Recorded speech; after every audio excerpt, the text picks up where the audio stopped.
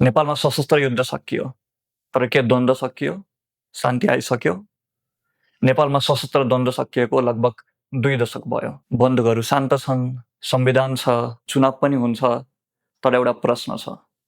यदि शान्ति आएकै हो भने, द्वन्द्व सकिएकै हो भने किन हाम्रो समाज यति सजिलै विभाजित हुन्छ? किन सामाजिक सञ्जालको एउटा पोस्टले समाजलाई तुरुन्त 2 भागमा बाँडिदिन्छ? र किन हजारौं युवाहरू प्रत्येक दिन विदेशी रहेका छन् र उनीहरूलाई देशप्रति आशाभन्दा निराशा बढी छ? सायद हामीले द्वन्द्वको अर्थ र शान्ति चाहिँ गलत ठाउँमा खोजिरहेको छौँ। द्वन्द्व बन्दुकबाट गोली चलिसकेपछि होइन, त्योभन्दा धेरै पहिले नै सुरु भइसकेको हुन्छ। र यो नेपालको मात्र कथा होइन। सन् 2025 मा प्रकाशित उपसाला कन्फ्लिक्ट ट्रेन्ड्स रिपोर्टले एउटा चिन्ताजनक तथ्य सार्वजनिक गर्यो। सन् 2025 मा विश्वभर 65 वटा सक्रिय स्टेट बेस्ड सशस्त्र द्वन्द्वहरू चलिरहेका छन् र यो संख्या 1946 अर्थात् दोस्रो विश्वयुद्ध पछिको अहिलेसम्मकै उच्च हो। त्यति मात्र होइन, UNSCR ग्लोबल ट्रेन्ड्स रिपोर्ट 2024 का अनुसार 2024 को अन्त्यसम्म विश्वभर 123.2 मिलियन मानिसहरू युद्ध, हिंसा, उत्पीडन वा असुरक्षाका कारण आफ्नो घर छोड्न बाध्य भएका थिए र यो संख्या नेपालको कुल जनसङ्ख्या भन्दा लगभग 4 गुणा बढी हो। र यो सबमा एउटा ध्यान दिनुपर्ने कुरा के छ भने यो मध्ये कुनै पनि युद्धहरू एकै दिनमा सुरु भएका होइनन्। कुनै पनि समाज बिहानै उठेर युद्धमा जाँदैन।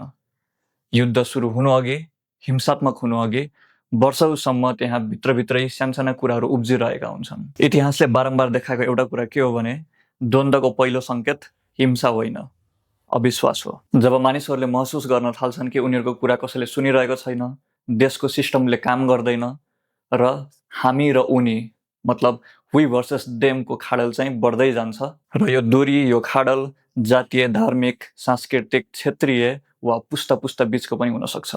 हामी सामान्यतया परिणाम मात्र देख्छौँ, प्रदर्शन, झडप, आक्रोश, तर यी त आइसबर्गको माथिल्लो देखिने भाग मात्र हुन्। त्यसको तल के छ? डर, असुरक्षा, अपमानको अनुभूति र राज्यबाट हेपिनु परेको पीडा र बिस्तारै टुट्दै गएको विश्वास। अब नेपालतिरै फर्कौं। नेपाल अहिले युद्धमा छैन, तर हामी एकदम रोचक मोडमा आइसकेका छौँ। एकातिर लाखौं युवाहरू प्रत्येक दिन विदेशी रहेका छन् र अर्कोतिर राजनीति अब सोशल मिडिया, सामाजिक सञ्जालमा मात्रै सीमित भएको छ र जसले संवाद भन्दा पनि ध्रुवीकरणमा धेरै प्रोत्साहन गरिरहेको छ। म यो भन्न खोजिरहेको छैन कि नेपाल फेरि द्वन्द्वमा जाँदैछ, तर नेपालले पुरानो द्वन्द्व र आन्दोलनहरूको घाउलाई चाहिँ बाँधेर मात्र राखिरहेको छ, थुपारेर राखिरहेको छ। मानव सबै मिलेर एउटा सम्झौता गरे जस्तो कि यो सबै कुरा त्यहाँ छ, हामीलाई थाहा छ, तर सबै मिलेर त्यसलाई नदेखे जस्तो गरौँ। तर पुराना घाउहरू सन्चो नभइकन, न्याय नपाइकन शान्ति आउन सक्दैन। There can't be peace without justice. संक्रमणकालीन न्यायको कुरा कहाँ पुग्यो? विभिन्न आयोगको रिपोर्टहरू कार्यान्वयन कहाँसम्म पुग्यो?